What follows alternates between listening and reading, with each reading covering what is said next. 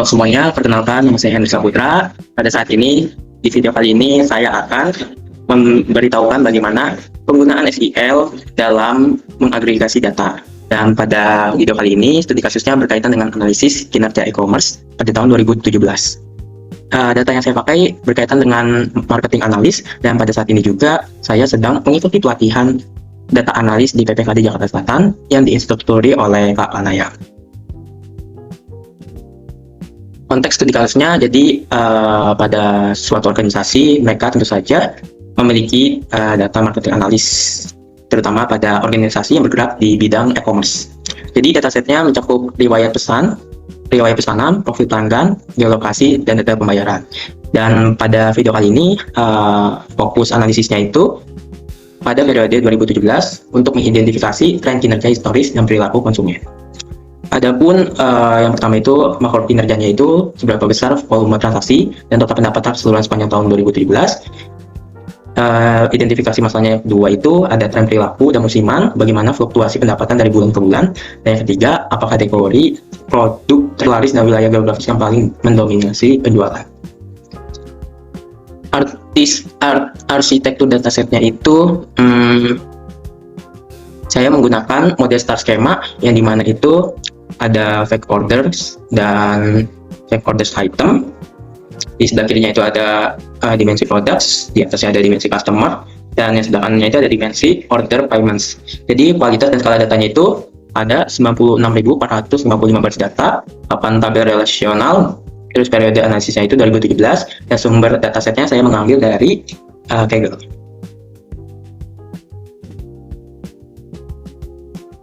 Metodologi yang saya pakai itu mentransformasi dari data menjadi wawasan. Saya menggunakan full SQL yang dimana terdapat query-query-nya. Yang pertama itu dalam mengagregasi data dapat dicari melalui query count, sum, dan average. Selanjutnya pada segmentasi pengelompokan saya menggunakan query group by, giving, dan saya juga melakukan relasional data antar tabel dengan menggunakan left join.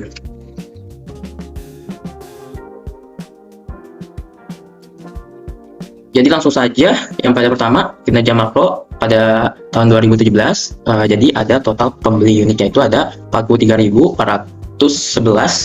total barang terjualnya itu ada 59.213, dan total pendapatannya itu ada 6,9 juta US dollar.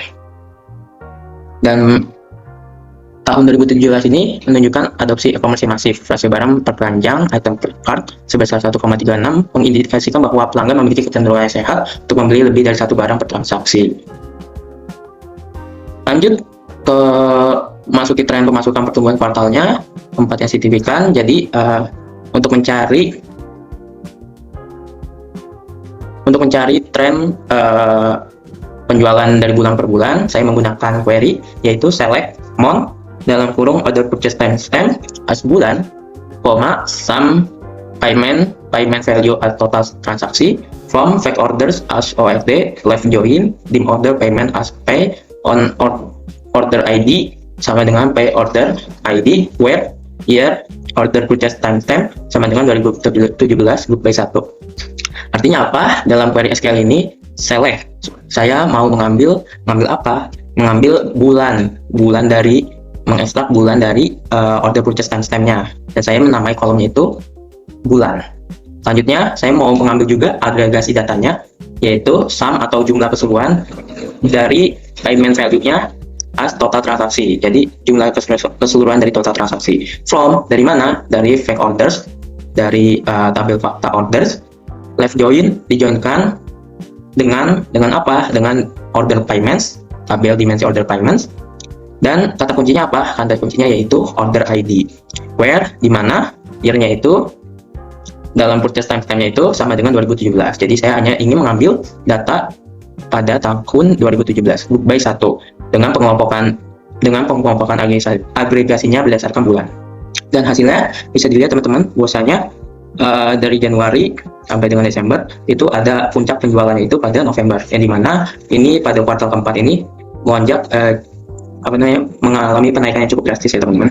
Jadi terjadi lonjakan pendapatan sebesar 53% dari Oktober ke November. Hal ini mengindikasikan keberhasilan besar dari kampanye liburan akhir tahun atau Black Friday pada kuartal 4 seasonality. Selanjutnya pada masalah ketiga yaitu dominasi produk kategori. Jadi bagaimana cara mendapatkan data tersebut? Saya menggunakan query SQL select. Saya mau mengambil apa? Mengambil produk kategori name yang saya akan namai kolomnya itu kategori produk. Lalu saya mau mengambil juga sum jumlah keseluruhan dari order item ID. Order item ID ini berisikan jumlah barang terjual dan saya ingin menambahkan kolomnya itu jumlah barang terjual. From dari mana? Dari order produk, dari tabel order produk, left join kemana? Left join fact order atau tabel fakta orders on dengan kata kunci joinnya itu order ID, where di mana saya mau memfilternya berdasarkan year atau tahun 2017. Grup by 1 pengumpulan datanya itu pada kategori produk, order by 2 DSC dengan mensortir datanya itu berdasarkan jumlah barang terjual yang paling besar terkecil, limit 5 dengan hanya membatasi 5 baris utamanya saja, jadi top 5. Nah, interpretasinya bagaimana? Jadi di sini insight-nya itu portofolio penjualan tinggi tidak didominasi oleh perangkat elektronik, melainkan oleh perabotan dan perlengkapan rumah tangga atau bed dan furniture menyumbang lebih dari 11.000 unit terjual, menandakan segmen basis pelanggan fokus pada perbaikan dan gaya hidup berumah tangga. Selanjutnya jejak geografis konsentrasi pasar ekstrim.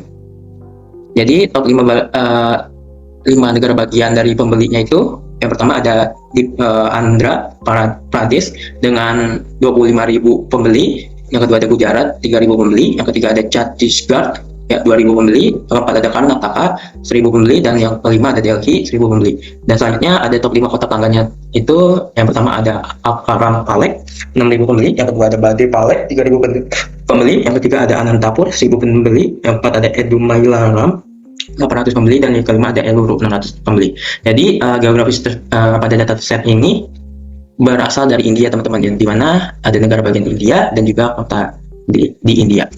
Insight-nya apa? Basis pelanggan memiliki ketimpangan geografis yang sangat tajam. Jadi negara bagian Andhra Pradesh menyumbang mayoritas absolut lalu lintas e-commerce di tahun 2017, menjadi wilayah operasional paling krusial bagi bisnis. Jadi terpusat pada negara bagian Andhra Pradesh.